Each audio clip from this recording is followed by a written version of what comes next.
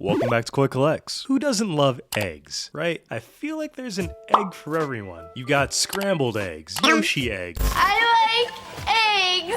Gudetama, Xenomorph eggs. I think you get the point. Eggs are so universally loved that legendary gaming conglomerate Square Enix decided to make a whole franchise about them. Stick with me.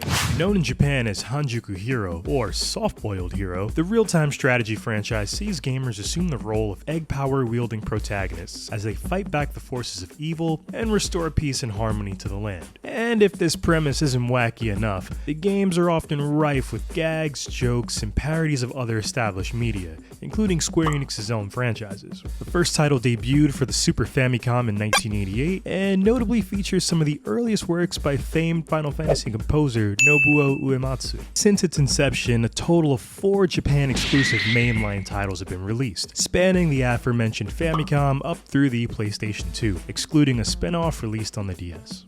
And with that out of the way, here we are. The plastic is on the thicker side, so I think I'm gonna use my knife. Snip, snip, snip, snip. And here we are. Still got a thin layer of plastic on it, so we gotta get that off too. Okay, for real this time. Logo here. Really interesting imagery on the box. We got these little celestial kind of egg looking guys here. This I believe is referred to as a Naruto Maki. You typically see it in ramen, but it's a fish cake. Yeah, it looks like it's gonna be a weird one. We got some writing on the side. We've got the vastness of deep space. We've got 2 characters here, and yeah, I think we can get this thing open. And there we go. That's a pretty cool game cover. We've got a little message here up top, and I'll translate it here for you. Go ahead and rotate that here. It opens up to resemble a bento box, it seems. It looks like these are all different egg dishes, which I guess shouldn't be very surprising. You got a rice dish here. I'll rotate this one more time, or maybe a few more times. The sesame seeds create the shape of an egg. If I could just get this out. Okay, cool. Got it. Game here. I feel like this is probably a special edition cover. It's the game title in Japanese. Flip over to the back, a bento that has been picked clean. Still factory sealed, so we'll go ahead and crack this open, slide it on down. Alright. And voila, let's crack this guy open. Game disc here featuring the 2 characters that were on the side of the box. The instruction booklet does have a Final Fantasy-esque feel to it. Let's dig into this here. And here we go through this really quickly. Our lovely cast of characters, and that's that. I always love these little promo inserts. I just spied something. Okay, and my suspicion was correct. We do have an alternate cover here, so that's pretty cool. This is the normal game cover and the normal game back. I think I prefer this, but that's the game. Next up, we have an Egg Sando soundtrack. Yeah, Hanjuku Hero 4, The 7 Heroes by the Hanjuku Mages. I wonder if they're related to Final Fantasy's Black Mages. Beautiful and delectable imagery here, certainly making me very hungry. But who can afford eggs nowadays? Am I right? Flipping over to the back, we have disc 2. So let's get that open. Track list here for disc 1 and disc 2. So we've got this beautiful, rich, and vibrant orange here. So let's get that closed up. Pretty cool. And let's see what else is hiding inside this. So remove that. So we've got spoon, fork, some Hanjuku Hero 4 branded utensils. This appears to be a... I don't know. Let's see. Okay, so we have a branded tablecloth. It's pretty sizable, definitely fit most plates, bowls, trays. Pretty cool, pretty cool. And lastly, we have here disclaimer.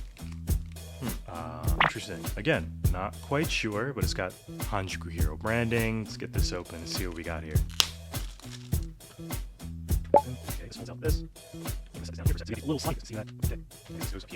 And it creates a little box. You could conceivably store maybe a sandwich in here inside of a Ziploc bag, something or other. But yeah, it's kind of a cool branded lunchbox. So together with your spoon and fork, your tablecloth, you've got everything you need to dive into a whole meal. And with that out of the way, Firing up the game, we're thrust into a super goofy anime-style opening that introduces our egg heroes with seamless transitions between parodies of established genres including sports, drama, magical girl, shonen, and more. There's a bit more nuttiness, and we arrive at the title screen. From here, we get a Star Wars-esque prologue that sets the stage for this rather odd story. And even more parody. I think you folks will recognize this one. Before being introduced to Lord Alamoon, this kid, who's been unwittingly tricked into marrying the princess of the Katri Kingdom, this fair lass. And as you can see, he's having none of it. The princess is chomping at the bit, however in the midst of her overtures, the kingdom is attacked, delaying the would-be waifu, and much to the Lord's relief. So she gives us her blessing to first defend the kingdom before Snoo Snoo, and we finally launch into some gameplay.